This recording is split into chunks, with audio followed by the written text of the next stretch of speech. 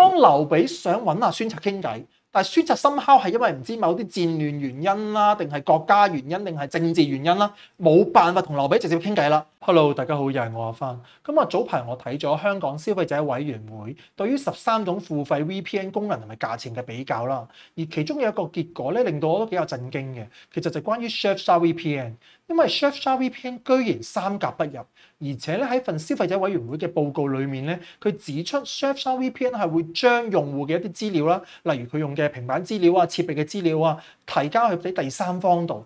咁喺今時今日啦，對於個人資料其實好多人都好着重噶啦。如果 Surfshark VPN 咁樣去做法嘅話咧，好多人都會覺得唔妥善，甚至乎會有個人嘅風險。咁當然啦，我唔知道半年後嘅今天啦 ，Surfshark VPN 有冇啲咩回應或者改善啦。咁當然啦，今日呢段 video 咧，其實我就唔係想比較任何付費嘅 VPN 啊，好處唔好處，好用唔好用啦。反而我就真係想探討下乜嘢係 VPN。咁因為對於我呢啲咁樣嘅技術白痴咧，其實我都唔係任何 VPN 嘅專家，又唔係網絡嘅專家。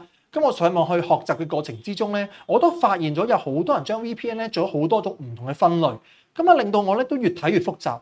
咁啊，我打機就識啫，我做 VPN 梗係唔識啦。咁但係咧，我就想將我喺過去睇過唔同嘅文章，做一啲嘅總結咧，分享俾大家。咁當然啦，有啲咩講錯嘅話咧，麻煩大家可能糾正我啦。咁其實喺東漢末年群雄割據嘅時期，其實已經有 VPN 噶啦喎，因為 VPN 全名咩啊 ？Virtual Private Network 啊嘛。咁我簡單舉一個例子，假設劉備想同阿曹操傾偈，咁佢點傾偈啦？唔通劉備走過曹操嗰度咩？當然呢個其中一個方法啊嘛，面對面傾偈咪就搞掂咯。但係如果一個喺南，一個喺北，一個喺東，一個喺西，咁最傳統以前用嘅方法咩？就係飛鴿傳書，係咪先？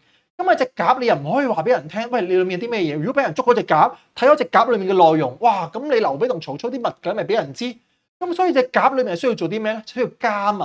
咁之後加密嘅內容冇人知道，咁所以你會見到劉備同曹操中間咪可以放一條 VPN 咯。佢形式唔係同我哋而家係用緊咩上網啊、光纖等等啊嘛，佢形式係只係用咗飛鴿傳書。不過呢隻飛鴿就係佢哋兩個之間嘅 VPN 啦，就 Virtual Private Network。咁但係有啲特別嘅原因啦，就嚟好似嗱孫策出現咗啦。當劉備想同阿孫策傾偈，或者曹操又想同阿孫策傾偈，咁啊因為中間有啲某啲嘅原因嚟，可能戰亂啊、國家啊或者唔知乜嘢嘅事啦。總之劉備就唔可以直接揾阿孫策，曹操又唔可以直接揾阿孫策。咁呢個時候點樣咧？咪出現咗阿袁術咯，係咪先？咁啊劉備就可以透過阿袁術就揾阿孫策，曹操又可以透過阿袁術又揾阿孫策。咁呢一種咪就係 VPN 應用嘅延伸咯。因為當我唔能夠直接揾到某個人嘅話，我咪中間先揾咗阿袁術幫下手先。咁袁術係咩人咧？唔理，起碼袁術可以幫我做到呢件事。咁劉備同阿袁術中間所傾嘅嘢，梗係唔可以俾曹操見到啦，係咪先？咁所以中間咪要行 VPN 咯。咁你會見到 VPN 嘅應用不外乎第一就係加速啦，即係話如果當我劉備直接揾阿孫策嘅話咧，可能孫策唔應機，好耐都唔應嘅喎，好慢。但原來劉備先揾袁術，袁術再幫你揾阿孫策，其實係最快嘅，咁可以幫你做加速。第二就當然係加密啦。我同你傾偈，劉備同曹操傾偈，劉備同孫策傾偈，唔想俾人知道，咁啊中間可以透過 VPN 幫手做加密啦。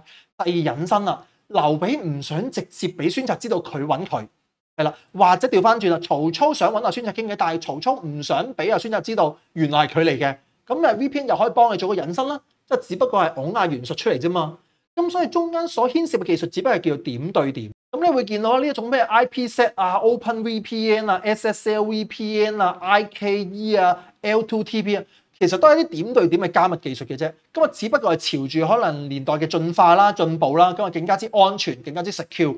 咁所以你見到1990年開始有 IPsec 嘅出現，去到2010年有 IKE V2 IPsec 去支援一啲行動嘅裝置咁樣。咁其實呢啲咪叫做加密嘅技術、點對點技術咯。但呢一種點對點技術咧，其實有一個好大嘅局限性嘅，就係話劉備同曹操必須有一個有固定嘅地址，係啦，即係你可能劉備你居無定所唔緊要啊，劉備想揾曹操傾偈，曹操嘅地址原來喺鄴城，否則嘅話咧，呢一種加密嘅技術咧就建立唔成功嘅，劉備同曹操喺度傾唔到偈嘅。咁好啦，如果雙方面都係居無定所，例如孫策同周瑜嗰陣時都係居無定所啦，咁孫策想同阿周瑜做一個 VPN 私人咁樣連接，有咩方法咧？咁啊，其實用你嘅咩 IPsec 啊、OpenVPN 就冇辦法解決嘅。咁但係2020年開始有 Wildcard 技術咧，佢哋就能夠做到啦。咁啊，其實概念點樣咧？就好似揾阿左慈出嚟咁樣。咁啊，總之左慈就會揾阿孫策去傾偈。咁而孫策將啲嘢同阿左慈講。咁啊，左慈總有方法同我揾到阿周瑜出嚟嘅。咁啊，左慈就會將孫策同佢講嘅嘢同阿周瑜講翻。係啦，咁啊做咗，就算你係寄人嚟嚇，就算你係居無定所，都能夠放到條 VPN tunnel，咁就利用個左慈，咁啊左慈就好似一種 Wildcard 嘅技術咁樣啦。咁當然啦，上述只不過係講緊究竟你係有固定 IP 定係冇固定 IP，究竟你係用緊 IPsec 定係用緊 SSL VPN 定係用緊 Wildcard 啫，係咪先？一切都係關於一啲加密協議，大家點樣去傾偈嘅。咁但係我哋其實可以將 VPN 咧，其實就將佢技術延伸開佢啊。好似頭先個例子咁樣啦，當劉備想揾阿孫策傾偈，但係孫策somehow係因為唔知某啲戰亂原因啦，定係國家原因，定係政治原因啦，冇辦法同劉備直接傾偈啦。咁啊，必須要透過阿袁術嘅，咁所以劉備就可以同阿袁術中間就放個 VPN 咯。